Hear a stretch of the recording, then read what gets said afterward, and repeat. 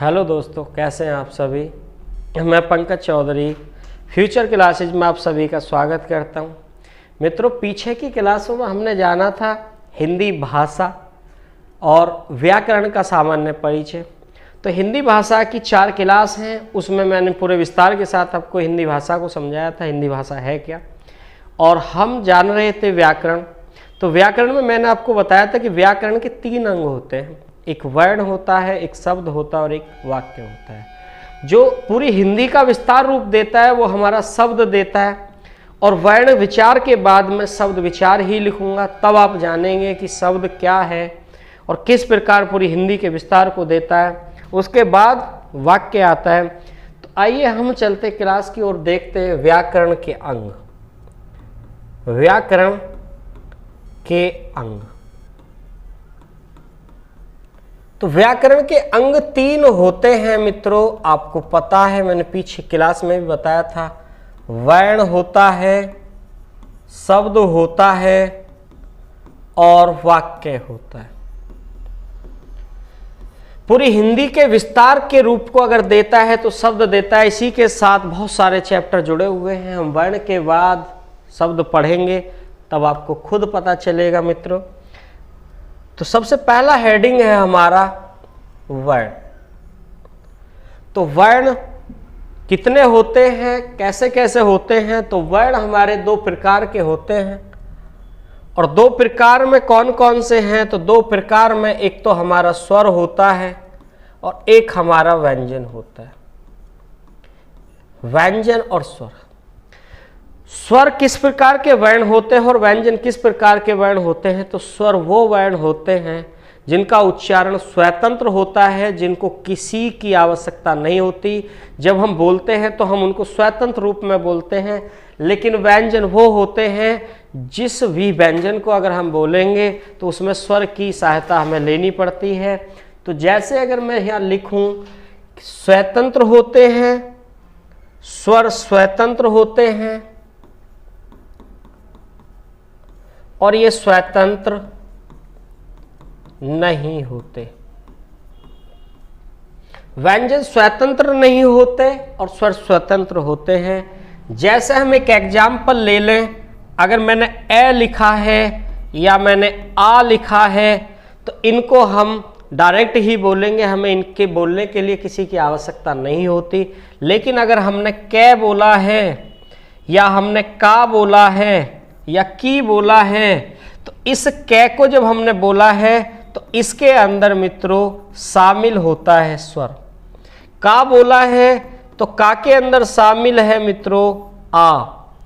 और मैंने आपको बताया था, जब हम इस प्रकार पढ़ रहे थे कल पीछे की क्लास में, हमने पढ़ा था कि वर्ण सबसे छोटी इकाई होती है, तो मैंने वहां आपको ये लिखा था। लेकिन उसी ही वर्ण टॉपिक से हमारा छंद टॉपिक क्लियर होता है, तो वहां हमें छंद में स्वर की मात्राएं लगानी पड़ती हैं। इसी प्रकार जब हम निकालेंगे तो उसी वर्ण से हम एक संधि का नियम पढ़ते हैं, और उसको अयादी संधि के नियम को भी हम इसी तरीके से क्लियर करेंगे। हम रटते नहीं, केवल समझते हैं। हमें समझना है, रटना नहीं है। तो आइए हम चलते हैं स्वर। सबसे पहला हेडिंग हम डालते हैं स्वर। स्वर कौन कौन से होते हैं, कितने होते हैं, मूल भाषा में कितने होते हैं, मूल स्वर कितने होते हैं और मुख्य स्वर कितने होते हैं, तो इनको हम जानते हैं। तो इनको जानते हैं मित्रों, तो कौन कौन से होते हैं। तो ए, आ, छोटी ई, बड़ी ई, छोटा ऊ, बड़ा ऊ, ऋषि री, एढ़ी, ऐनक, ओखली, औरत। ए अंगूर, अड़े खाली। तो यहां से मित्रों मैंने पूरे स्वर को लिखा है, लेकिन लिखे हुए स्वर आपके सामने हैं 13। तो यहां से क्वेश्चन अलग अलग रूप में पूछता है। तो अलग अलग क्वेश्चन कैसे पूछता है, तो उससे पहले यहां से आए हुए क्वेश्चन हैं, तो आप उनको जाने मित्रों। तो ये जो है इसको अनुस्वर कहा जाता है। क्वेश्चन डायरेक्ट पूछता है कि अनुस्वर वर्ण कौन सा है, तो अनुस्वर ये होता है। और विसर्ग वर्ण पूछता है तो विसर्ग जो होता है मित्रों ये होता है। इन दोनों को ही अयोग वाह्य वर्ण कहा जाता है, अयोग वाह्य वर्ण कहा जाता है। और अयोग वाह्य वर्ण का मतलब क्या होता है, इसको जब हम करेंगे अलग अलग, तो अयोग वाह्य, इस वाह्य का मतलब होता है वहन करना, वहन करना।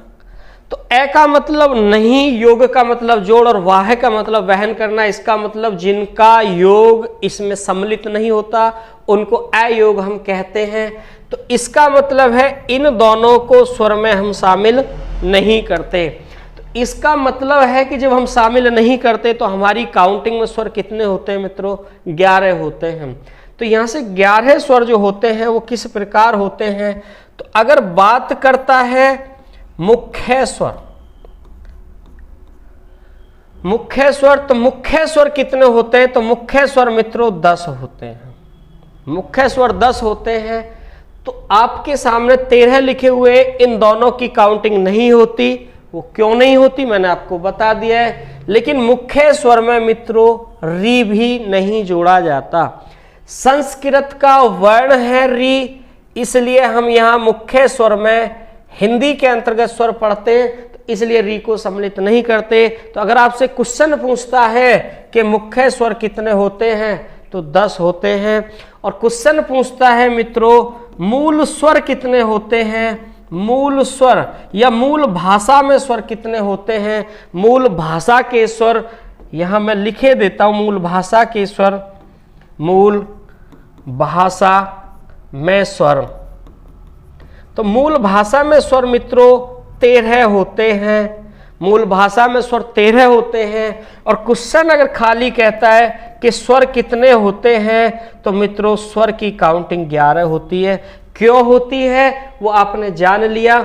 इनको हम स्वर में काउंटिंग नहीं करते, केवल मूल भाषा में अर्थात संस्कृत में हम इनको भी काउंटिंग करते हैं।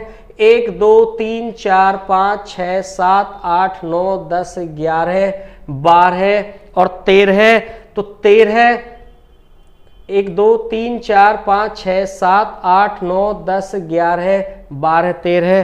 तो इन 13 के साथ इन दोनों को सम्मिलित नहीं करते। सम्मिलित जो किए जाते हैं इस मूल भाषा में वो कौन से किए जाते हैं, वो इम्पोर्टेंट पॉइंट वही पॉइंट हम यहाँ जानेंगे कि जो री है एक ये होता है 12वां और एक लिरी होता है। तो इनको 11 को इनको काउंट करते हैं, 12वां ये काउंट होता है और 13वां ये काउंट होता है। तो मूल भाषा में स्वर जो 13 होते हैं वो ये ऊपर वाले होते हैं, ये वाले काउंटिंग नहीं किए जाते। और जब हम इनको काउंटिंग नहीं करते तो हमारे स्वर कितने बचते हैं मित्रों, 11 बचते हैं। 11 स्वर हमारे बचते हैं। 13 स्वर किस कंडीशन में होते हैं, वो मूल भाषा में ये दोनों और जुड़ते हैं जब उनको 13 कहा जाता है।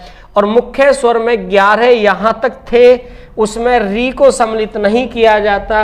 इसी कारण मुख्य स्वर कितने होते हैं मित्रों, 10 होते हैं। तो ये हमने मुख्य स्वर को भी जान लिया, मूल भाषा में स्वर भी जान लिया और स्वर को भी हमने जान लिया। अब हम जानते हैं स्वर के प्रकार कितने होते हैं और कौन कौन से प्रकार होते हैं।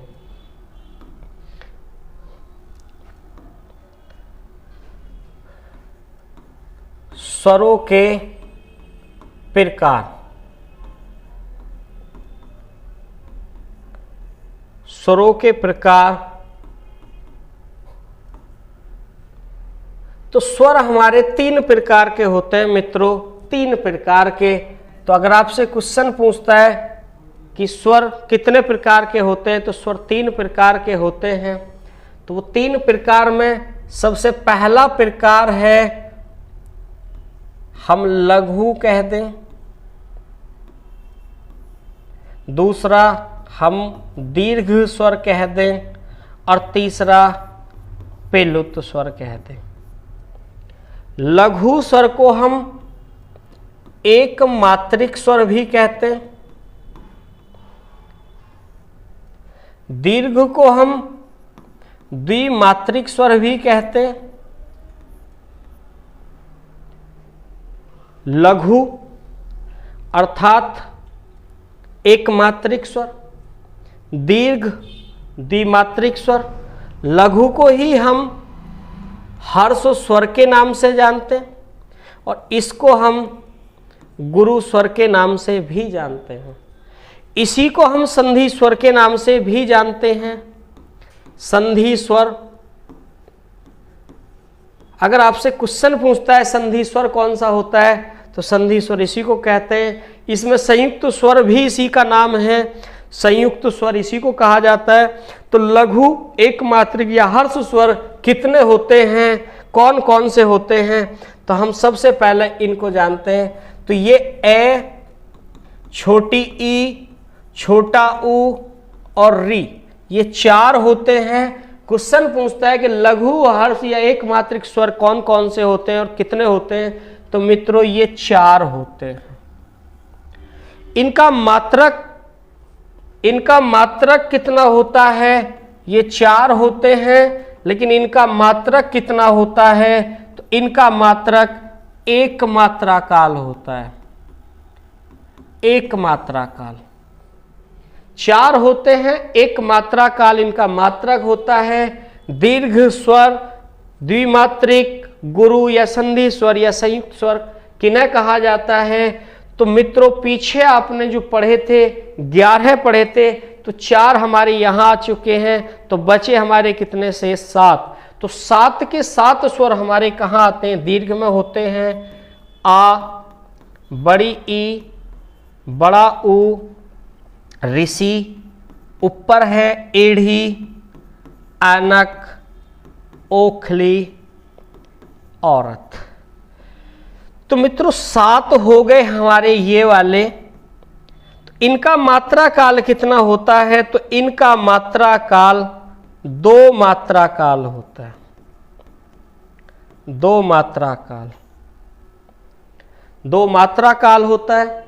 इसमें ये जो होते हैं 4, इनको हम संयुक्त स्वर भी कह देते हैं।